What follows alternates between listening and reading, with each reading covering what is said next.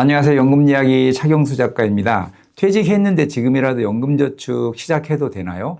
소득이 없는 전업주부인데 연금저축 ISA 계좌가 필요할까요?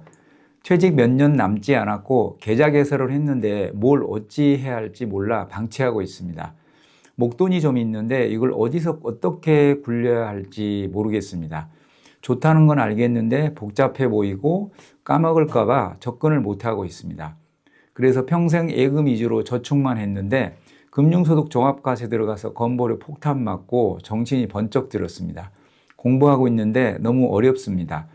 오늘은 이런 고민하고 계신 5060 세대 초보분을 위해 연금저축 펀드 IRP, ISA 계좌에 대한 기초적인 정보를 알려드리겠습니다.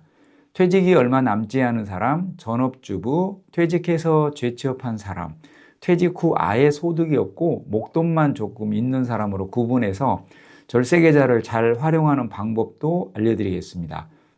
먼저 절세계좌 기초정보에 대해 쉽게 설명해 드리겠습니다.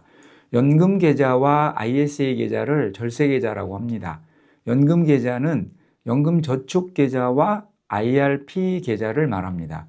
연금저축계좌란 연금저축신탁, 연금저축펀드, 연금저축보험 이 세 가지가 있습니다. 이 중에서 연금저축신탁은 2018년부터 신규 가입할 수 없는 계좌이고 현재는 유지만 가능합니다. 연금저축보험도 연금저축계좌인데 연금저축보험은 쳐다보지도 마시고 아직도 보유하고 있다면 빨리 증권사 연금계좌로 이전하시기 바랍니다. 먼저 계좌 개설 조건입니다. 연금저축펀드는 나이 불문, 소득 불문, 대한민국 국민은 누구든지 가입할 수 있습니다. 계좌 수도 제한이 없어서 한 사람이 여러 개 개설할 수 있습니다. IRP 계좌는 소득이 있어야 합니다. 금융사별로 한 개씩만 개설할 수 있습니다. 미래에셋증권에 한 개, 신한은행에 한 개, 이런 식으로 각 금융사에 한 개씩 개설할 수는 있습니다. ISA 계좌는 소득이랑 상관없이 19세 이상이면 각 금융사 통틀어서 한 개 개설할 수 있습니다. 소득이 있다면 15세부터 가입할 수 있고요. ISA 계좌는 신탁형과 중개형이 있는데 증권사에서만 가입할 수 있는 중개형으로 개설하십시오. 은행에 있다면 증권사로 이전할 수 있습니다. 연금저축펀드는 나이 소득 불문 하나의 금융사에서 여러 개 개설할 수 있고 IRP는 소득이 있어야 하고 금융사마다 한 개만 개설할 수 있다. ISA는 소득이 없어도 19세 이상이면 전 금융기관 통틀어서 딱 한 개만 가능하다. 되셨죠? 은행, 보험사, 증권사 창구에서 개설할 수 있고 온라인으로도 쉽게 개설할 수 있습니다. 은행과 보험사는 피하시고 가급적 대형 증권사에서 개설하십시오. 연금저축과 IRP를 연금계좌라고 했습니다. 이 둘은 배다른 형제입니다. 태생은 다르지만 쓰임새는 거의 같습니다. 절세계좌는 혜택이 커서 납부 한도가 정해져 있습니다. 목돈이 있다고 한꺼번에 수천만 원을 납부할 수 없습니다. 다시 상기시켜 드릴게요. 연금저축펀드와 IRP 계좌를 연금계좌라고 한다고 했죠. 연금계좌에 1년에 1,800만 원 납부할 수 있습니다. 그러니까 연금저축펀드에만 1,800만 원을 납부해도 되고 IRP에만 1,800만 원 납부해도 됩니다. 연금저축펀드에 900만 원, IRP에 900만 원 이렇게 나누어서 납부해도 되고요. 연금계좌에 1년에 1,800만 원까지 납부할 수 있는데 작년에 1,800만 원 납부하지 않았어도 그걸로 끝입니다. 작년에 납부하지 않은 거 올해 납부할 수 없습니다. 1년에 1,800만 원 납부할 수 있는데 이 중에서 900만 원까지만 세액공제 해줍니다. 소득이 있으면 세금을 내죠. 그렇게 내야 할 세금에서 깎아주는 걸 세액공제라고 합니다. 연금계좌에 1년간 납부한 금액 중 최대 900만 원까지 세액공제 해준다고 했죠. 900만 원에 대한 세액공제의 최대 금액은 900만 원 곱하기 16.5%인 148만 5천 원입니다. 내야 할 세금에서 이만큼 공제해 주는 겁니다. 매년 납부한 금액을 기준으로 매년 세액공제해 줍니다. 퇴직해서 소득이 없다면 내야 할 세금이 없겠죠. 내야 할 세금이 없다면 깎아줄 세금도 없어서 연금계좌에 납부해도 세액공제 혜택은 받지 못합니다. 그러니 전업주부나 퇴직 후 소득이 없을 때는 연금계좌에 납부할 메리트도 없다? 이렇게 생각하고 납부하지 않는 사람도 있습니다. 아닙니다. 이렇게 세액공제 받지 않은 자금도 아주 좋습니다. 세액공제 받아도 좋고 받지 않아도 요긴하게 활용할 수 있습니다. 연금계좌가 좋은 5가지 이유를 알아보겠습니다. 첫째, 납부만 해도 최대 16.5% 세액공제 해줍니다. 총 급여 연 5,500만 원까지는 납부한 금액의 16.5%를 내야 할 세금에서 감액해 줍니다. 연금저축펀드와 IRP는 배달은 형제라고 했죠. 어느 계좌에 납부하든 동일하게 납부한 금액의 16.5%를 세금에서 줄여줍니다. 연금저축에 600만 원 납부하나 IRP에 600만 원 납부하나 동일하게 99만 원 세금 감액해 줍니다. 그런데 배달은 형제라서 살짝 닮지 않은 부분도 있습니다. 연금저축펀드는 최대 600만 원까지만 세액공제해 줍니다. 두 계좌 합해서 최대 900만 원까지 세액공제해 준다고 했죠. 900만 원 다 찾아 먹으려면 IRP에 300만 원 납부해야 합니다. 그런데 IRP 계좌는 900만 원까지 세액공제 가능합니다. 연간 900만 원까지 최대로 세액공제를 받으려면 연금저축펀드에 600만 원, IRP에 300만 원을 납부해도 되고 IRP에만 900만 원을 납부해도 됩니다. 만약 연금저축펀드에만 900만 원 납부하면 600만 원밖에 세액공제 받지 못하겠죠. 900만 원 중 300만 원은 세액공제 받지 못했으니 나중에 연금으로 찾을 때 세금 떼지 않습니다. 이렇게 세액공제 받지 않은 자금을 비과세 자금 또는 안세공 자금이라고 부릅니다. 세액공제 받은 세공 금액은 연금소득세를 떼고 세액공제 받지 않은 안세공 원금은 아무런 세금 없이 연금으로 찾으시면 됩니다. 두 번째, 오랫동안 과세가 이연됩니다. 연금저축이나 IRP 계좌에 납부한 금액은 내가 금융상품에 투자합니다. 예금도 할 수 있고 펀드나 ETF, 채권에 투자할 수도 있습니다. 농협에 1년 만기 예금을 하려면 농협 예금 계좌에 납부만 하면 됩니다. 그런데 연금 계좌는 납부하고 그 자금으로 금융상품을 매수해야 합니다. 예금이나 펀드에 가입한다고 하지 않고 매수한다고 합니다. 가입이 아니고 매수입니다. 예를 들어 IRP에 900만 원 납부하고 500만 원은 1년짜리 예금을 매수하고 400만 원은 미국 S&P 500 ETF를 매수하는 겁니다. 연금 계좌에서 매수할 수 있는 금융상품은 예금부터 시작해서 1000가지가 훨씬 넘는 다양한 상품이 있습니다. 상품을 매수해서 운용하면 이자도 발생하고 매매 차익도 나오고 배당도 받겠죠. 이렇게 이자나 배당 소득이 발생하면 15.4% 세금을 떼고 받습니다. 그런데 연금 계좌에서 발생한 수익은 바로 세금을 떼지 않습니다. 먼 훗날 찾을 때 세금을 뗍니다. 이를 과세 이연이라고 합니다. 당장 이자나 배당이 나오면 15.4%를 떼야 하는데 떼지 않고 먼 훗날 5.5%만 떼니까 득이 되겠죠. 당장 국세청에 내야 할 세금을 내지 않고 그 세금으로 계속 상품에 운용해서 거기서 또 이자나 배당 수익이 나오고 그 수익도 세금 떼지 않고 거기서 또 수익이 납니다. 이를 과세 이연 효과라고 합니다. 연금 계좌의 수많은 혜택 중 저는 이 과세 이연 효과가 가장 큰 효과라고 생각합니다. 빼먹기만 해도 은퇴 후 수십 년간 연금 계좌에서 자금이 돌아갑니다. 연금 계좌 내 자금이 바닥 날 때까지 과세연 복리 효과는 발생합니다. 60세 넘었는데 지금이라도 가입할까요? 장롱 속에서 현금 빼서 생활비로 쓰지 않는 한 신협 예금으로 굴러가든 주식에서 굴러가든 어디선가 굴러가야 하니 연금 계좌나 ISA 계좌에서 굴리라는 겁니다. 세 번째, 건보료, 금융소득에 잡히지 않습니다. 퇴직 후 금융소득 1000만 원 초과하면 건보료가 통째로 잡아갑니다.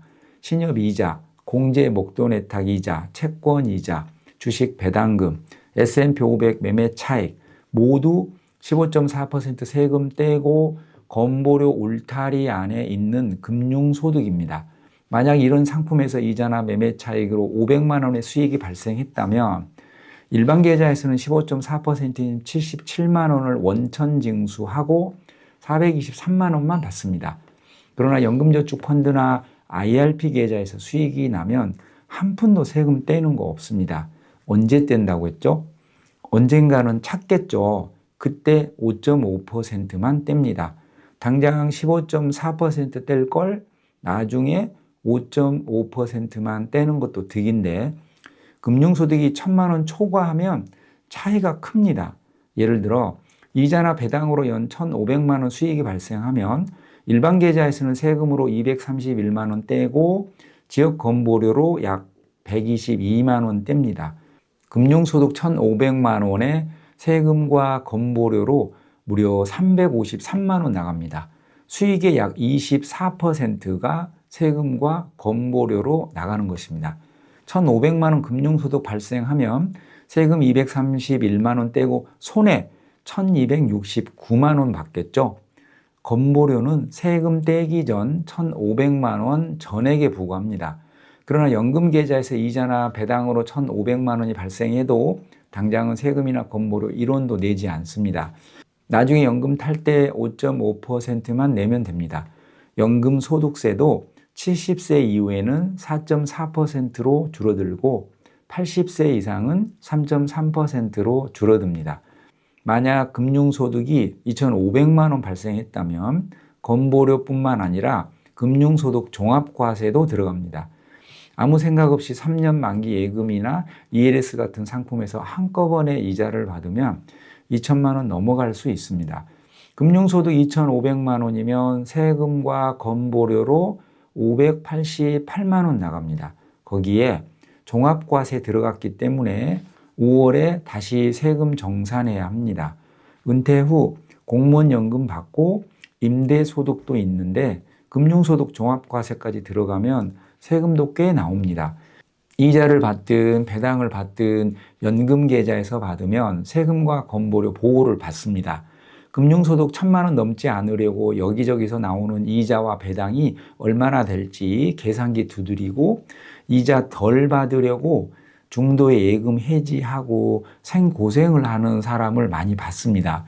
연금계좌랑 친하게 지내시면 됩니다. 원금 손실 극도로 싫어해도 연금계좌에서 굴려야 합니다. 나중에 건보료 사적연금에도 부과할지 모른다. 틀린 말 아닌데 나중에 나라도 은행도 망할 수 있습니다. 그런 걱정 때문에 연금계좌 이용하지 않는다는 건 세금 무서워서 현금 장롱에 넣어두겠다는 거랑 같습니다. 예금을 하든 주식 투자를 하든 절세계좌에서 하십시오. 어설프게 알면 연금계좌에 있는 자금은 현금 흐름이 묶인다고 생각합니다. 이거 얘기하면 또 1시간은 설명해야 하니 오늘은 넘어가겠습니다. 찾을 때 불편할 거 고민하지 마시고 많이 내고 수익 많이 내십시오. 네 번째, 인출 방법이 매우 다양합니다. 계좌 가입한 지 5년 경과하고 앤드 55세 이상이면 언제라도 연금 개시할 수 있습니다. 퇴직금이 IRP 계좌에 들어가면 그 계좌 안에 있는 모든 자금은 계좌 가입한 지 5년 지나지 않아도 55세 이상이면 연금 개시할 수 있습니다. 5년 플러스 55세 두 가지 요건이 충족되어야 연금 개시할 수 있지만 퇴직금이 들어가면 5년 조건은 사라지고 나이만 55세 이상이면 된다는 뜻입니다. 예를 들어 계좌 가입한 지 2년 된 IRP 계좌에 2천만 원이 있고 이 계좌에 퇴직금 1억을 받으면 계좌 가입한 지 5년 안 되어도 1억 2천만 원 모두 연금 개시 요건을 충족합니다. 개시 요건이 되면 세액공제 받은 자금은 연금 수령 한도 내에서 찾으면 되고 세액공제 받지 않은 자금은 한도 제한 없이 내가 필요한 만큼 찾으시면 됩니다. 보험처럼 10년, 20년, 종신 이런 방식으로 찾는 게 아니고 수령 한도 내에서 내가 필요한 만큼 찾으시면 됩니다. 예를 들어 월 50만 원씩 찾다가 부족하면 60만 원으로 올릴 수도 있고 죄첩에서 당장 찾지 않아도 되면 수도꼭지 잠그면 됩니다. 도중에 증감이 가능합니다. 물론 수령 한도 내에서 목돈을 한꺼번에 찾을 수도 있습니다.